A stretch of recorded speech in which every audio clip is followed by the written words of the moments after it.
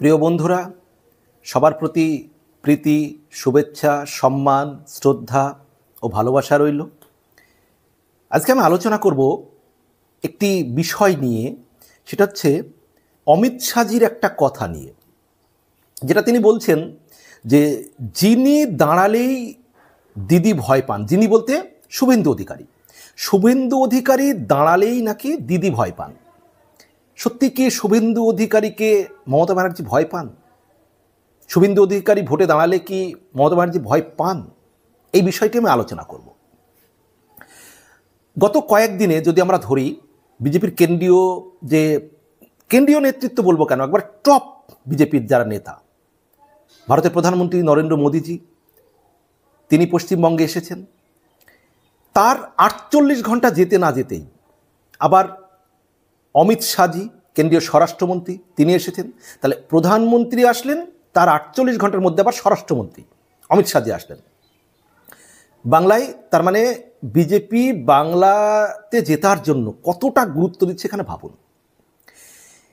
এবং এখানে প্রধানমন্ত্রী নরেন্দ্র মোদীজি, তিনি তো অপারেশন সিঁদুর, তার সাফল্যের কথা তুলে ধরছেন। তিনি যেখানে যাচ্ছেন অপারেশন সিঁদুরের কথা, তিনি যে সফলতার কথা তিনি তুলে ধরছেন অপারেশন সিঁদুরের। কিন্তু আমি এখন যে বিষয়টি আলোচনা করব, অমিত শাহজি, কেন্দ্রীয় স্বরাষ্ট্রমন্ত্রী, তিনি সভামঞ্চে দাঁড়িয়ে যখন শুভেন্দু অধিকারীর কে মঞ্চে পরিচয় করে দিচ্ছেন, শুভেন্দু অধিকারীর নাম করছেন তিনি বিরোধী দলনেতা, তার প্রশংসা করতে গিয়ে, মানে প্রশংসা একমাত্র, মানে এক কথায় পঞ্চমুখ হয়ে গিয়েছেন।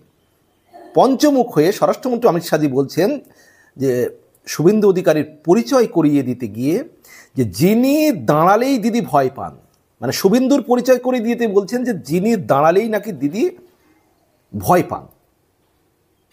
মানে শুভেন্দু অধিকারীর কাছে যেহেতু নন্দীগ্রামে মমতা ব্যানার্জি হেরেছেন, সেটাকেই ইঙ্গিত করে, কটাক্ষ করে অমিত শাহজি কিন্তু এই কথা বলেছেন, সেটা বলার অপেক্ষা। তো এই সময় শুভেন্দুবাবু আর কি খুব খুশি হয়েছেন। খুশিতে একটা সুখ পলক বা প্রসন্ন দৃষ্টিতে তিনি চেয়েছেন, তাকিয়েছেন। আবার সুকান্ত মজুমদার হাততালি দিয়েছেন এই সময়, মনে যাই থাক না কেন, যদিও শুভেন্দু অধিকারী এবং সুকান্ত মজুমদারের মধ্যে অনেক মানসিক দূরত্ব রয়েছে, সেটা তাদের বিভিন্ন কর্মসূচিতেই বোঝা যায়, বক্তব্যেই বোঝা যায়।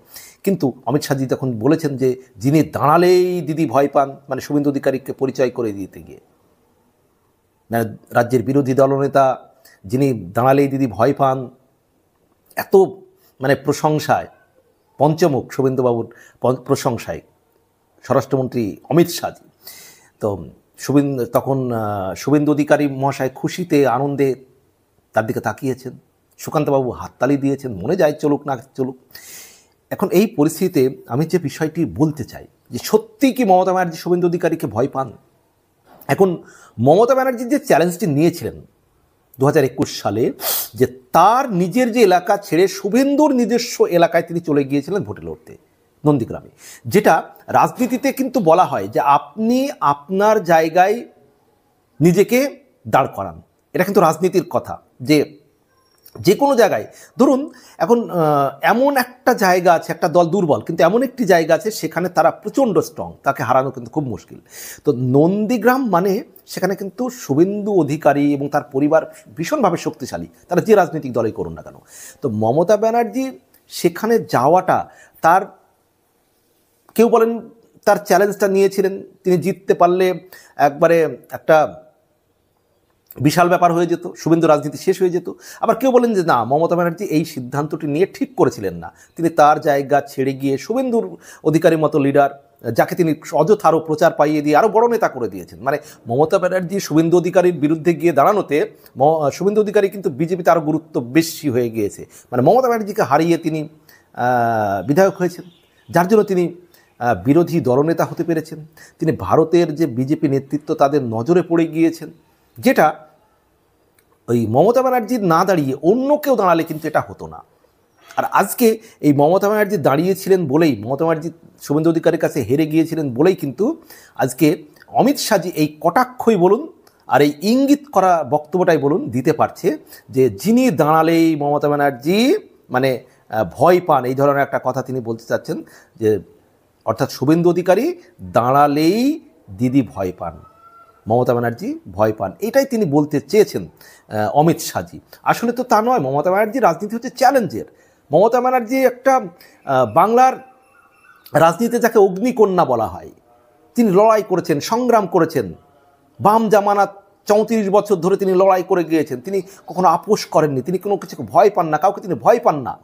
আসলে সেটাই তিনি চ্যালেঞ্জ হিসাবে নিয়েছিলেন শুভেন্দু অধিকারীর বিরুদ্ধে, যদিও সেই চ্যালেঞ্জটাই তিনি জয়ী হতে পারেননি, যেটা শুভেন্দু অধিকারের ক্ষেত্রে বিশাল প্লাস হয়ে গিয়েছে, প্লাস ফ্যাক্টর হিসেবে দাঁড়িয়ে গিয়েছে তার রাজনীতিতে। এবং মমতা ব্যানার্জির রাজনীতিতে কিছুটা হলেও কিন্তু মানে কি বলবো, কালির ছিটা পড়েছে, মানে যে শুভেন্দুবাবুর কাছে হেরে যাওয়া, এটা মমতা ব্যানার্জি যে নন্দীগ্রামে হেরে গিয়েছেন গত 2021 সালে, 2021 সালে যেটা মমতা ব্যানার্জি শুভেন্দু অধিকারীর বিরুদ্ধে দাঁড়িয়েছিলেন নন্দীগ্রামে। তো অনেক রাজনৈতিক বিশ্লেষক, রাজনৈতিক নেতা তারা কিন্তু বলেছেন যে না, মমতা ব্যানার্জি শুভেন্দু অধিকারীর বিরুদ্ধে দাঁড়াতে যাওয়াটা, চ্যালেঞ্জ নেওয়াটা তার রাজনৈতিকভাবে একটা ভুল সিদ্ধান্ত, যেটা শুভেন্দু অধিকারীর পক্ষে খুব সুবিধা হয়েছে তিনি জিতে যাওয়াতে। একটা ভারতবর্ষব্যাপী তিনি প্রচার পেয়ে গিয়েছেন, বিজেপির কাছে তার গুরুত্ব বেড়ে গিয়েছে, তিনি রাজ্যের বিরোধী দলনেতা হয়েছেন, রাজ্যের মানুষের কাছে তার যে জনপ্রিয়তা বেড়ে গিয়েছে, তার প্রভাব বেড়ে গিয়েছে, যেটা শুভেন্দুর ক্ষেত্রে কিন্তু বিশাল প্লাস পয়েন্ট হয়েছে, যেটা কিন্তু এখন কেন্দ্রীয় স্বরাষ্ট্রমন্ত্রীর বক্তব্যেও কিন্তু সেটাই ফুটে উঠছে। যে তাই তো তিনি বলছেন যে যিনি দাঁড়ালেই দিদি ভয় পান, শুভেন্দু অধিকারী পরিচয় করে দিতে গিয়ে আজকে কেন্দ্রীয় স্বরাষ্ট্রমন্ত্রী অমিত শাহ এই কথা বলছেন। অর্থাৎ ভবিষ্যতে বিজেপিতে যে পশ্চিমবঙ্গের মুখ হতে পারেন শুভেন্দু অধিকারী, সেটা কিন্তু অমিত শাহের কথাতেই একটা আভাস পাওয়া যাচ্ছে বা দিশা পাওয়া যাচ্ছে। প্রিয় বন্ধুরা, আপনারা কি মনে করেন যে মমতা ব্যানার্জিকে শুভেন্দু অধিকারীকে ভয় পান, মানে শুভেন্দু অধিকারী দাঁড়ালে এরকম একটা কিছু, না কি মনে করেন? মানে মমতা ব্যানার্জিকে হারিয়ে সেই সময় শুভেন্দু অধিকারীর জনপ্রিয়তা প্রভাব কি বেড়ে গিয়েছে? মানে কেন্দ্রীয় স্বরাষ্ট্রমন্ত্রীর এই বক্তব্যকে আপনারা কি মনে করেন, কিভাবে দেখেন, জানাবেন কমেন্ট বক্সে।